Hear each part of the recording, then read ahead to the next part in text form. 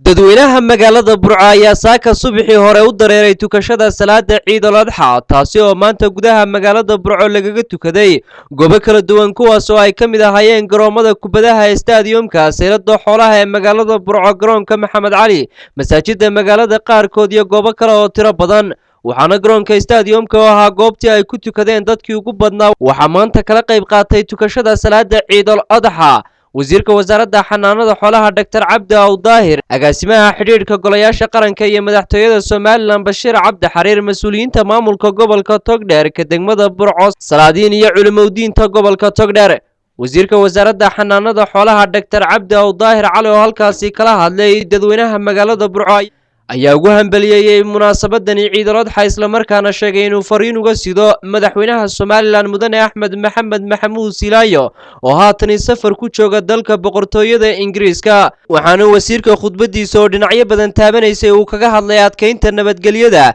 iyo waxqabadkii wasaaraddiisa xanaanada xoolaha oo ku sheegay inay suurto gelisay in ariga ugu badnaa abid Soomaaliland ay sanadkani ka dhoofaan magaalada Berbera gudoomiyaha gobolka Togdheer Yaasiin Maxamed Cabdi ayaa isaguna dhankiisa si uga hadlay xoojinta nabadgelyada isla markaana Xuseen gobolka Togdheer uu noqday gobolkii ugu faldambiyeedyada badnaa sanadkani guud ahaanba Soomaaliland sidaas daraadeedna ay maamulka gobolka Togdheer qaadi doonaan tallaabo lagula dagaalamayo cid kasta oo lid ku ah nabadgelyada isagoo si gaar ah u xusay inay mamnuuci doonaan dadka hubka fudud sida sharci darrada u sita iyo waliba goobaha laga ganacsado khamriga maayirka magaalada Burco ayaa isaguna ku booriyay dadweynaha magaalada Burco ilaalinta nabadgelyada iyo nadaafada Suldaan Maxamuud Guuleed Mire oo kamid ah salaadiinta gobolka Togdheer iyo culimada iyo hay'adda wanaag farista iyo xumaan reebista ee gobolka Togdheer kuwaas oo dhamaantoodba siyaabo kala duwan uga hadlay cabsida Ilaahay iyo sida loogu baahan yahay in laga hortago xumaanaha iyo fasadka xilligan soo waajahay gobolkani markii laga soo dareeray tukashada salaada Ciida ayaa suuqyada magaalada Burco lagu arkay caruur aad u tiro badan oo ku gaashaaman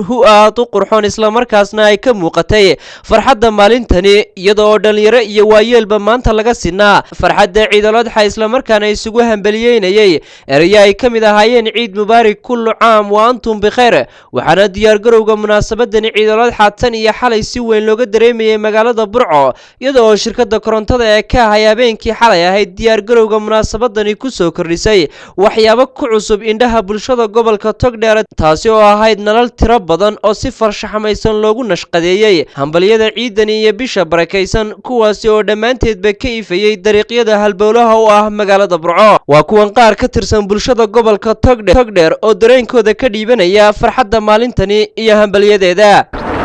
bismillahir rahmaanir rahiim alxamdulillahi rabbil caalamiin wasalaatu wasalaamu ala rasuulillahi sallallahu alayhi wasallam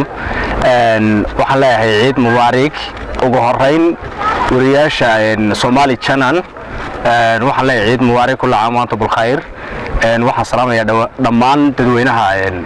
muslimiinta meel kasta ay ku nool yihiin ee maanta ciiday waxaan leeyahay xajkii iyo soonkii iyo cibaadadii maalmihii barakaysnaa Ilaahay hanaga aqbalo taqabbal Allah baan leeyahay waxaan kaloo gaar ahaan salaamayaa dhammaan dadweynaha reer Soomaaliland waxaan leeyahay Ilaahay bashbash iyo barwaaqo ah inagu gaarsiiyo sanadada dambe soo socda waa Mustafa Sheekh Maxamed Cumar waxaan munaasabadan Ciid al-Adha ee qaaliga ah ku weyn ummadda muslimiinta dhammaan waxaan jecelahay inaan ka salaamo akhyaartada kala duwan sida ardayda jaamacadda Golis University Burco ninkan Maxamed Alxamdulillah Dalab Fanax Maxamed Xubudi Maxamuud Ciise Ibrahim Saciid Faisal Maxamed iyo dhammaan shaqaalaha shirkadda Alamadan Trading Company waxaa magacayga la yiraahdaa Ali Cashuur Xasan waxaan ka tirsanahay dadweynaha ku nool magaalada Burco gobolka Togdheer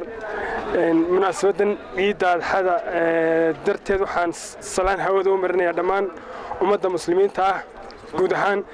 gaar ahaan ummadda reer Soomaaliland meel kasta ay joogaan sidoo kale waxaan salaamayaa asxaabteyda iyo qaraabadeyda iyo qoyskayga waxaan leeyahay ciideed ku gaadho bashbashiyo barwaaqo ilaahayna waxaan ka baryayaa inuu nooga dhigo ciid aynu barwaaqo iyo bashbash ku ciidno oo dhammaanteen aynu wada mahadino waa mahadsantahay salaamu calaykum bismillahir rahmaanir rahiim magacaygu waa Maxamed Saciid Maxamed waxaan halkan marka hore hambalyo munaasabada Ciid al-Adha darteed uga dirayaa dhammaan ummadda islaamka gaar ahaan ummadda ku hadasha afka Soomaaliga ee daawan doonta marka xigta waxaan aad ugu hambaleynayaa ummadda reer Somaliland waxaan leeyahay ilaahay ciidan ciideeda ha inuu gaarsiiyo baraare iyo barwaaqo iyo bashbash waxaan kaloo iyana aan u dirayaa baaq nabadeed beelaha walaalaha ah ee isku haya khasaaraha ku dhex maray magaalada madaxda gobolka Sanaag ee Ceergaabo waxaan leeyahay idinkana xilligan xilli dagaal lama joogo xilligii lama joogo burka xilligii toorta lama joogo waa xilligii kamarada iyo qalinka ninkii ciil qabow kamarada ku ciilbax ama qalinka ku ciilbax laakiin xilligii qoranka waa la dhaafay waxaan leeyahay idinkana waxaan inta dhimatayna waxaan ugu waxaan leeyahay ilaahay naxariis weydiinaya inta ka dhimatayna samir iyo meelaha ka siiyo laakiin cid dambeena kama go'do bismillahir rahmaanir rahiim magacaygu waa Cabdiqaadir waxaan salaamayaa dhamaan dadweynaha ku nool magaalada Burco iyo Somaliland waxaan salaamayaa muslimiinta oo dhan waxaan sidoo kale waxaan salaamayaa aabaha iyo qoyskayga oo dhan waxaan leeyahay ciid mubaarak kullu caam wa antum bilkhayr waxaan salaamaynaa dhamaan ummadda muslimiinta meel kasta ay ku nool yihiin waxaan salaamaynaa dhamaan ummadda shacabka Soomaaliland waxaan leenahay bashbash iyo barwaaqo iyo caafimaad ku ciida waxaan salaamayaa dhamaan xertayda oo dhan waxaan salaamayaa eelka waxaan salaamayaa carruurtayda iyo xaaskayga waxaan salaamayaa dhamaan eheladeyda aniga oo magacaygu waxa weeyaan waxa la yiraahdaa Maxamuud Maxamed Aadan oo ku magac Shine waxaan leeyahay السلام عليكم ورحمة الله وبركاته كل عام وأنتم بخير dadka islaamka meel kasta oo ay joogaan ba waxaan ku hambalyeeyaa maalinta ciidda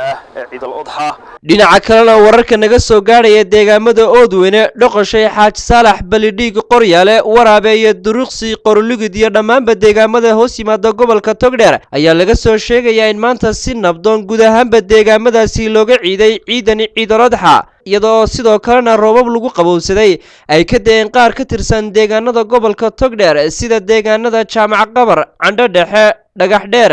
hayayare iyo deegaamo kale oo badan kuwaas oo dhamaantoodba ay bulshada ku dhaqan deegaamadaasi ay maanta farxadani ciid al-adha ay u wehelisay roobab mahigaana oo ay ku qabowsadeen oo deegaamadaasi haleelay ugu dambeyntiina munaasabadani ciid al-adha ayaa iyadoo ahayd mid sanadkani si weyn guud ahaanba looga ciiday gobolka Togdheer iyo deegaamada hoos yimaada maxamed Caawad maxamed shabakada caalamiga ee Oodweyne News Burco